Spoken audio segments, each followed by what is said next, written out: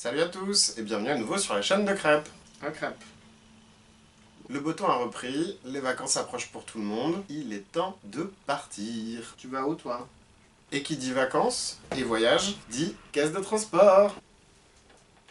Avec Crêpe, c'est plutôt facile, c'est un chat plutôt calme. Mais je vais quand même vous donner 5 astuces pour voyager tranquillement avec votre chat. La première chose à faire pour pouvoir voyager avec son chat, c'est de choisir sa caisse de transport. Et il faut bien la choisir. Choisir une caisse de transport, ça va dépendre du temps de transport, de là où vous allez avec votre chat, de comment est votre chat. Pour se déplacer dans la rue avec le chat, généralement, le plus agréable pour nous, c'est par exemple le sac en toile. Les sacs en toile avec un fond rigide permettent un transport plutôt agréable et ils sont plutôt légers.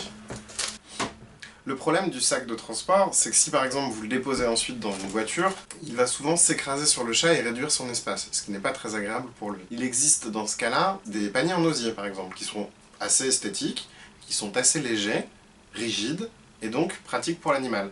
Sauf que le problème du panier en osier, c'est que souvent les chats aiment bien les mâchonner, et qu'en plus, ce n'est pas du tout pratique à laver. L'avantage de la caisse de transport en plastique, c'est qu'elle est rigide, elle garde l'espace du chat, il se sent en sécurité, elle a de bonnes aérations et c'est très facile à laver en cas de problème. Le petit défaut, c'est que du coup c'est encombrant et que c'est souvent très lourd. A savoir que si vous prenez une caisse rigide, il en existe plusieurs types. Vous n'avez généralement pas besoin d'aller dans le très haut de gamme pour en avoir une bonne. Mais si vous prenez l'avion par exemple, il y a des réglementations spécifiques. Un chat de plus de 5 kg pour Air France doit voyager en soute. Et la caisse du chat pour la soute doit être très particulière.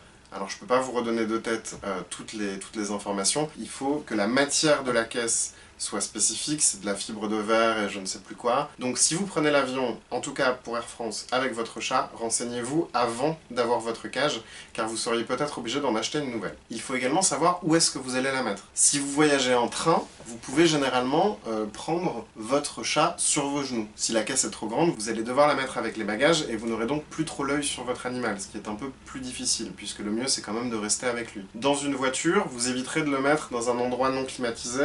Par exemple, ne mettez pas votre chat dans le coffre. Ça peut paraître absurde de préciser ça, mais il y a toujours des gens qui, sans penser à mal, vont faire ce genre de choses. Donc c'est important de le rappeler, on ne met pas son chat dans son coffre. Il faut garder un visuel sur lui, surtout en ces périodes de chaleur. Oui, alors vous le voyez pas, mais là je monte ma fenêtre en fait. Pour placer la caisse, que ce soit en train ou en voiture, évitez les rayons du soleil direct. Une fois qu'on sait quelle caisse on prend et où on la met, il faut préparer la caisse. Pour ça, il va falloir préparer quelques petites choses, comme par exemple mettre au fond un petit coussin sur lequel il a l'habitude d'aller. Si vous avez peur pendant un très très long voyage que malheureusement il ait un petit accident, hein, comme on dit, on va pas lui mettre une couche, donc vous pouvez mettre une serviette éponge par exemple, c'est facile à enlever, c'est facile à laver. Vous prenez un sac plastique vide avec vous, si jamais il y a un souci, vous n'avez plus qu'à enlever la serviette et la mettre dans le sac plastique le temps d'arriver à destination. Vous pouvez prendre aussi un petit jeu, par exemple, avec lequel il aime bien jouer. Pendant le voyage, il y a très peu de chances qu'il joue avec, mais la présence du jeu peut le rassurer, puisque les chats sont des animaux d'habitude. Ils ont besoin d'avoir leurs habitudes, ils ont besoin d'avoir leurs repères. Enfin, dernière chose, pour préparer la caisse, il existe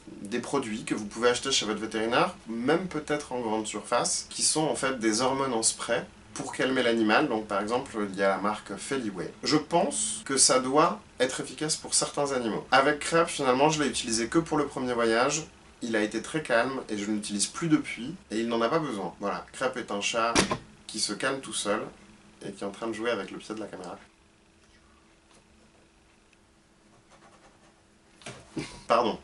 Reprenons. Enfin, pour les dernières préparations, il faut prévoir pour la durée du voyage de l'eau et de la nourriture. La nourriture, c'est un petit peu comme le jeu, puisque votre chat va probablement être un peu stressé et déboussolé, il y a peu de chances qu'il mange. Mais, si jamais votre chat a faim, c'est important d'avoir un petit peu de nourriture pour lui. Donc prenez une bonne poignée de croquettes, par exemple, pour le voyage. Également de l'eau. C'est très très important pour un voyage, surtout en période estivale, que votre chat ne se déshydrate pas. Donc régulièrement, pendant le voyage, il va falloir lui proposer de l'eau dans une petite gamelle. Moi, en général, je prends tout simplement un petit thermos dans lequel je mets de l'eau fraîche et en fait je le fais boire dans le couvercle du thermos. Pour les croquettes, j'en prends toujours.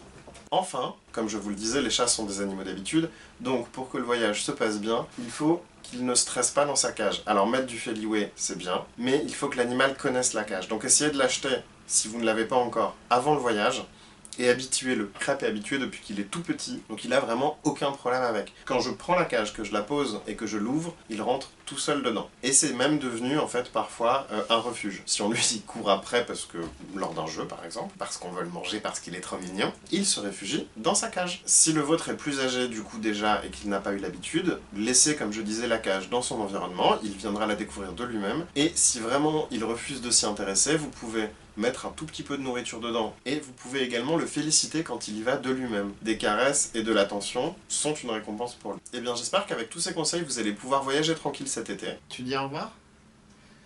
Dis au revoir Crêpe.